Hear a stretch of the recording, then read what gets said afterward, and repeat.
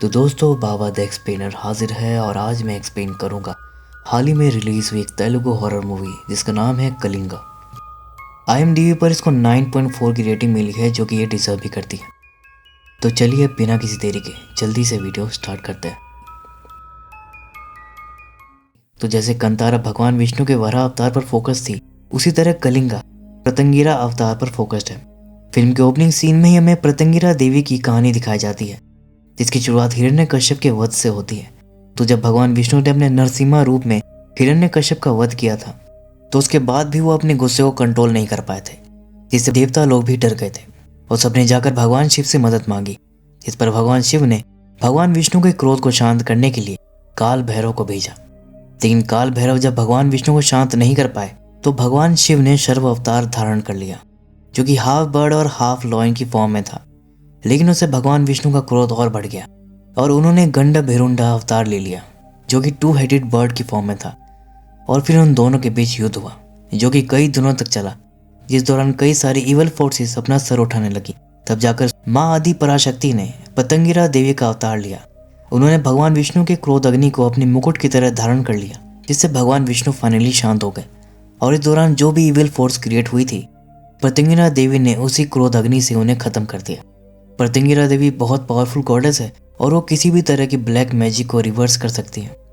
खैर, अब चलते हैं मेन कहानी की तरफ, जो कि 1922 में शुरू होती है, जहां रुद्रगिरी नाम के गांव में हम एक आदमी को देखते हैं जो कि अपनी पत्नी मल्ली को ढूंढ रहा होता है, जो कि खाना खाते खाते बीच में उठकर कहीं चली गई थी। तभी खेतों के बीच वो क्या देखता है कि मल्ली खुद का ही कटा हुआ हाथ खा रही होती है, जिससे वो आदमी बहुत डर जाता है और वहां से भाग जाता है। फिर उसी गाँव में हम एक आदमी को देखते हैं जो कि साइकिल से कहीं जा रहा होता है। तभी उसे कोई डिमोनिक विस्परिंग सुनाई देती है, जिसके बाद वो साइकिल से उतरता है और एक पेड़ पर अपना सर मारकर खुद को ही खत्म कर लेता है। फिर दूसरी तरफ हम एक बच्ची को देखते हैं जो कि अस्तूरे से अपना ही कान काट कर खा जाती है। इन सब घटनाओं से गांव वाले बहुत परेशान हो जाते हैं और वो अपने राजा के पास जाते हैं। राजा इस प्रॉब्लम के बारे में जाकर अपनी दादी को बताता है। वो बहुत बूढ़ी होती है और उनकी उम्र 100 साल से भी ज्यादा लग रही थी। खैर, वो राजा को कुछ बताती हैं और फिर एक संदूक की तरफ इशारा करती है। राजा उस संदूक को खोलता है, जिसके अंदर एक केस रखा हुआ था। फिर हम राजा को कहते हुए सुनते हैं कि जो वचन दिया गया था उसे पूरा करने का समय आ गया है। फिर राजा उस केस समेत घोड़े पर ढेर सारा सामान लाद कर अपना राजपाट परिवार सबको छोड़कर कहीं चला जाता है। और तभी उसकी दादी भी प्राण त्याग देती है। शायद वो उसे यही बताने के लिए अब तक जिंदा थी। फिर सीन यहाँ से शिफ्ट होता है और हमें प्रेजेंट की कहानी दिखाई जाती है, जहाँ पर हम कुछ लोगों को देखते हैं जो कि एक डेड बॉडी के साथ गांव के बॉर्डर को क्रॉस करते हैं। बॉर्डर को एक लॉग से मार्क किया हुआ था, उससे जुड़े पेड़ों पर हल्दी लगी हुई थी और धागे वगैरह भी लिपटे हुए थे। वो लोग बॉडी के ऊपर कोई रिचुअल वगैरह करते हैं और वहीं छोड़कर जाने लगते हैं। जाते जाते उनमें से एक बूढ़ा आदमी कहता है कि चाहे कुछ भी हो जाए, पीछे मुड़कर मत देखना। और इस बात को फॉलो करते हुए सब वापस लौट जाते हैं, जिसके बाद कोई क्रिएचर उस बॉडी को घसीट कर ले जाता है और उसे खा जाता है। मे भी ये लोग अपने किसी कस्टम को फॉलो कर रहे थे। खैर, वो मूवी के मेन कैरेक्टर को देखते हैं, जिसका नाम लिंगा होता है। लिंगा यहाँ पर अनाथ होता है और वो अपने दोस्त के साथ लोकल दारू का बिजनेस करता है। फिर गांव में हम एक फेस्टिवल को देखते हैं, जो कि वहाँ की कुल देवी प्रतंगिरा माता को समर्पित होता है। दूसरी तरफ हम एक कपल को देखते हैं जो कि गाँव के बाहर के थे और वो शायद किसी रिश्तेदार के यहाँ आए हुए थे। खैर, वो वापस जा रहे होते हैं, लेकिन उनका रिश्तेदार उन्हें रोक देता है और गांव के कस्टम के बारे में बताता है कि अभी गांव छोड़ना ठीक नहीं है, अभी पूजा चल रही है और रात को भी एक रिचुअल होगा, उसके बाद तुम लोग चले जाना। फिर रात के टाइम हम 2 आदमी को देखते हैं, जिनमें से एक के हाथ में मशाल होती है और दूसरे ने एक टोकरी ले रखी थी, जिसके अंदर रेड कलर का अनाज जैसा कुछ होता है। और वो पूरे गाँव में दौड़ते हुए उसे बिखेरते जा रहे थे। गाँव के बाकी लोग अपने घर का दरवाज़ा बंद करके अंदर ही रह रहे थे और कोई भी घर से बाहर नहीं निकल रहा था। अगले दिन हम लिंगा को देखते हैं, जो कि अपने दोस्त के साथ गांव में घूम रहा होता है। तभी उसकी नज़र पड्डू पर पड़ती है, जो कि लिंगा का बचपन का प्यार होता है। लिंगा उसे शादी के लिए प्रपोज करता है, लेकिन पड्डू मना कर देती है। फिर रात में लिंगा को एक नाइटमेयर आता है, जिसमें कि एक घोड़ा, एक तलवार, पतंगिरा माता की मूर्ति, रेप्टिलियन जैसी आंखें, एक घूल जैसा क्रिएचर और एक ह्यूमन स्केलेटन, ये सब उसको दिखाई देता है। और इस तरह का सपना वो अपने बचपन से देख रहा था। अगले दिन हम एक प्रेग्नेंट लेडी को देखते हैं, जो कि अपनी छोटी बच्चे के साथ कहीं जा रही होती है और उसकी बेटी आगे आगे भाग रही थी और खेलते खेलते वो कहीं चली जाती है। और वो लेडी अपनी बेटी को ढूंढते हुए बॉर्डर की तरफ आ जाती है। तभी वही बूढ़ा आदमी उसे देख लेता है और उससे पूछता है कि तुम यहाँ क्या कर रही हो।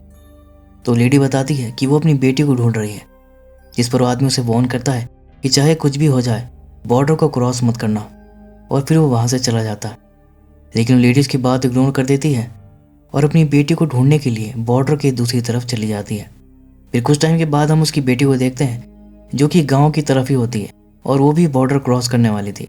लेकिन तभी वो आदमी आकर उसे रोक देता है और फिर वो क्या देखता है कि खून से लथपथ उस लेडी की बॉडी बॉर्डर की तरफ पड़ी थी, जिसे कोई क्रिएचर घसीट कर ले जाता है।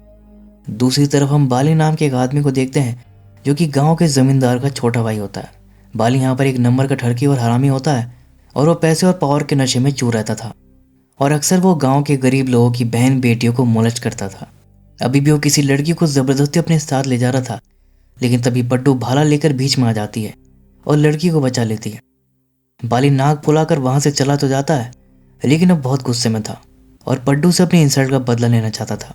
रात को मौका देकर वो पड्डू को उसके घर के बाहर से उठा लेता है और उसके साथ जबरदस्ती करने लगता है। लेकिन तभी लिंगा वहां से गुजर रहा होता है और वो ये सब देख लेता है, जिसके बाद वो बाली को पीट कर वहां से भगा देता है और पड्डू को बचा लेता है, जिससे पड्डू को लिंगा से प्यार हो जाता है और दोनों की लव स्टोरी चालू हो जाती है। दूसरी तरफ हम एक साधिका को देखते हैं, जो कि प्रत्यंगिरा देवी की उपासक होती है। कुछ लोग उसके पास एक लड़की को लेकर आते हैं, जिसे किसी नेगेटिव एनर्जी ने पोजेस कर रखा था। साधिका कहती है कि ग्रह दशाई कुछ ऐसी चल रही है जिससे इवल फोर्स एक्टिव हो रही है। खैर वो झाड़ फूक करके उस लड़की को ठीक कर देती है। इधर लिंगा शादी की बात करने पड्डू के घर जाता है और उसके डैड से पड्डू का हाथ मांगता है। तो डैड बोलते हैं कि पड्डू की शादी में उससे करवाऊंगा जिसके पास खुद की प्रॉपर्टी वगैरह कुछ होगा, तुम्हारे पास है ही क्या सिवाय दारू के। तो लिंगा कहता है कि उसके पुरखों की 2 एकड़ जमीन है, जिसका वो एक लौता वारिस है। तो डैड बोलते हैं कि वो जमीन तो जमींदार के पास गिरवी रखी है, पहले अपनी जमीन उसे छुड़वाओ फिर बात करो। इसके बाद लिंगा अपने लोगों के साथ जमींदार पटेल के घर जाता है और उससे अपनी जमीन के पेपर्स मांगता है। बाली भी वहीं पर मौजूद होता है और दोनों के बीच बहस हो जाती है। इसके बाद पटेल लिंगा को एक ऑफर देता है कि वो उसकी 2 एकड़ जमीन के बदले 4 एकड़ जमीन देगा, लेकिन वो जमीन गांव के बॉर्डर के बाहर वाली है और लिंगा इसके लिए मान जाता है और प्रॉपर्टी के पेपर्स लेकर चला जाता है। लिंगा के जाते ही बाली पटेल पर गुस्सा करता है कि उसे आपने ऐसे जाने क्यों दिया और 4 एकड़ जमीन भी उसके नाम कर दी। पटेल कहता है कि कभी कभी दिमाग से भी काम लेना चाहिए। लिंगा गरीब जरूर है, लेकिन उसके साथ बहुत लोग खड़े हैं और मैंने जो जमीन उसे दी है वो शापित है। वहां जो भी गया है वो कभी लौट कर जिंदा वापस नहीं आया, इसलिए हमें कुछ करने की जरूरत नहीं है। लिंगा वहां गया तो खुद ही मारा जाएगा।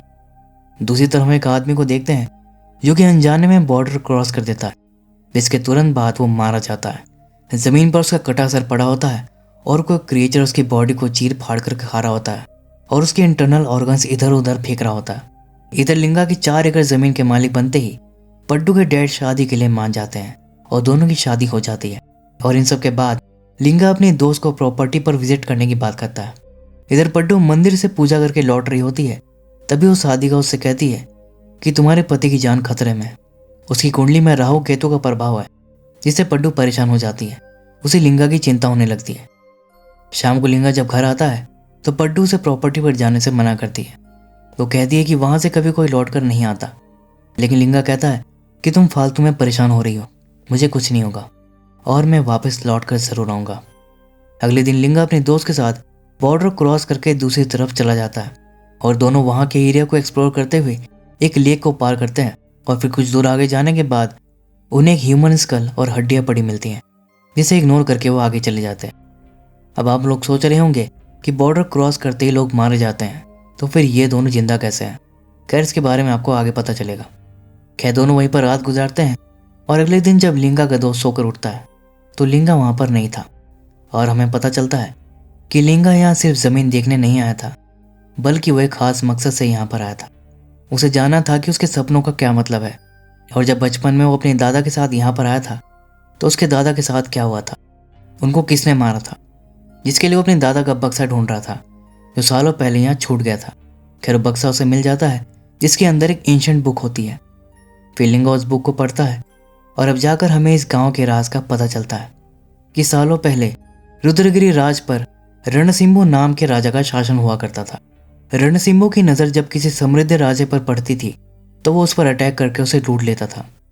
इसी मिशन के दौरान उसकी नज़र कलिंग राज्य पर पड़ती है, जिसके बाद उसने कलिंग राज्य के साथ कई सारी लड़ाई लड़ी, लेकिन कलिंग के राजा को वो हरा नहीं पाया और इसी दौरान एक युद्ध में वो मारा गया। रणसिंह की मौत के बाद उसके बेटे बेलू को राजा बनाया गया। बेलू ने अपने पिता के अधूरे काम को पूरा करने का जिम्मा उठाया और कलिंग को हराने के लिए तरह तरह की योजना बनाने लगा। फिर उसे समझ आया कि कलिंग राज्य को सीधे रास्ते से हराया नहीं जा सकता। इसके बाद उसने काली शक्तियों का सहारा लिया और ब्लैक मैजिक करके असुर दक्षी नाम के एक दानव को क्रिएट किया। असुर दक्षी की मदद से बेलू ने कलिंग राज्य को हरा दिया और वहां का खजाना लूट कर ले आया। लेकिन उसे यह नहीं पता था कि पतंगिरा देवी माता कलिंग राज्य की कुल देवी थी और वहां की धन संपदा पर उनकी कृपा थी, और उस खजाने को गलत तरीके से चुराने की वजह से देवी क्रोधित हो गई, जिससे बेलू का ब्लैक मैजिक उल्टा पड़ गया। बेलू के सैनिक और उसकी प्रजा अपने ही बॉडी पार्ट्स को काट कर खाने लगे। असुरदक्षी भी बेलू के कंट्रोल से बाहर चला गया और उनके लोगों को ही मारकर खाने लगा, और उसे फिर से कंट्रोल करने के चक्कर में बेलू भी मारा गया और असुरदक्षी सबको मारते हुए रुद्रगिरी राज्य की तरफ बढ़ने लगा। जिसके बाद बेलू की पत्नी शकुंतला देवी गिरी नाम के एक ऋषि के पास जाती है और उनसे इसका उपाय पूछती है। इस पर ऋषि उसे बताते हैं कि उसे देवी की पूजा करके उनसे माफी मांगनी होगी, जिससे देवी की कृपा से वो बॉर्डर पर एक कवच का निर्माण करेंगे जिसे असुरदक्षी क्रॉस नहीं कर पाएगा। लेकिन क्योंकि तुम्हारे पति ने बहुत बड़ा पाप किया है, जिसकी भरपाई तुम्हें बलिदान देकर चुकाना होगा। समय आने पर तुम्हारे वंश के किसी राजा को राजपाट परिवार सबका त्याग करके लूटा हुआ खजाना और देवी की मूर्ति लेकर बॉर्डर क्रॉस करके एक गुफा के अंदर सब कुछ ले जाकर छोड़ देना है और वहीं पर अपने देह का भी त्याग कर देना है। यही इसका उपाय है। उस बुक को पढ़ने के बाद लिंगा को अपने सपने का मतलब समझ आ जाता है कि वो जो घोड़ा था वो राजा का घोड़ा था, जिस पर खजाना लाद कर राजा गुफा की तरफ गया था। पतंगिरा देवी की मूर्ति भी गुफा में ही है और वो स्केलेटन राजा का था, और वो घोल लाइक क्रिएचर जिसकी रेप्टिलियन जैसी आंखें वो कोई और नहीं असुरदक्षी है। और ये सब लिंगा को सपने में इसलिए दिखाई देते हैं क्योंकि वो उसी राजा का वंशज होता है। सालों पहले उसके दादाजी उसी गुफा वाले खजाने को क्लेम करने गए थे, लेकिन असुरदक्षी ने उन्हें मार दिया था। लिंगा इस अपने दोस्त को बताता है और दोनों गुफा के अंदर जाता है। गुफा की दीवार पर उन्हें असुरदक्षी का सिंबल मिलता है, यानी कि गुफा उसकी है और वो यहीं रहता है। खैर वो लोग आगे बढ़ते हैं और उन्हें खजाना वगैरह राजा का स्केलेटन सब मिल जाता है। लेकिन इससे पहले कि वो लोग खजाना लेकर वहां से निकलते, तभी बाली अपने लोगों के साथ वहां पर आ जाता। बाली कहता है कि मैं चेक करने आया था कि तू जिंदा या मर गया, लेकिन तू तो साला जिंदा है, इसलिए अब मैं खुद अपने हाथों से तुझे मारूंगा। लेकिन तभी असुरदक्षी वहां पर आ जाता है और वो बाली और उसके लोगों पर अटैक कर देता है और उन्हें चीर फाड़ कर खाने लगता है। और सबको मारने के बाद फिर वो लिंगा और उसके दोस्त को मारने आता है। लेकिन इस दौरान लिंगा ने गुफा में रखे अपने पूर्वजों की तलवार उठा ली थी और यहाँ पर रिवील होता है कि लिंगा कोई नॉर्मल इंसान नहीं है।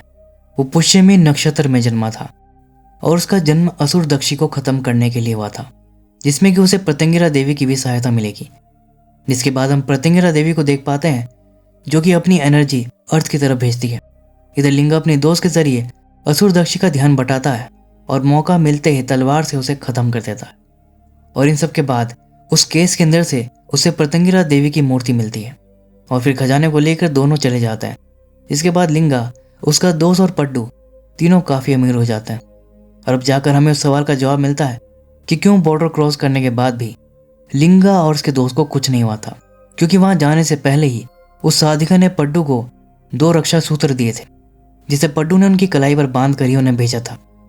खैर तीनों इस गाँव को छोड़कर शहर चले जाते हैं और एंड में हमें फिर से गाँव का सीन दिखाया जाता है, जहाँ पर नेगेटिव पावर फिर से एक्टिव हो चुकी थी। गाँव के लोग पॉजेस्ट हो रहे थे और वो साधिका उन्हें ठीक करने में लगी हुई थी। और फिर हम देखते हैं कि वहाँ के इवल फोर्सेस से मिलकर असुरदक्षी जैसा एक और दानव क्रिएट कर दिया था, जिसके बारे में पतंगिरा देवी को तुरंत पता चल जाता है और उनका ध्यान भंग हो जाता है। और इसी के साथ ये मूवी यहीं पर ख़त्म हो जाती है। तो दोस्तों ये थी कलिंगा मूवी की एक्सप्लेनेशन। इसी तरह की लेटेस्ट और ट्रेंडिंग मूवी की एक्सप्लेनेशन देखने के लिए चैनल को सब्सक्राइब करना मत भूलना। तो फिर मिलूंगा किसी और मूवी एक्सप्लेनेशन के साथ। तब तक के लिए take care and keep watching.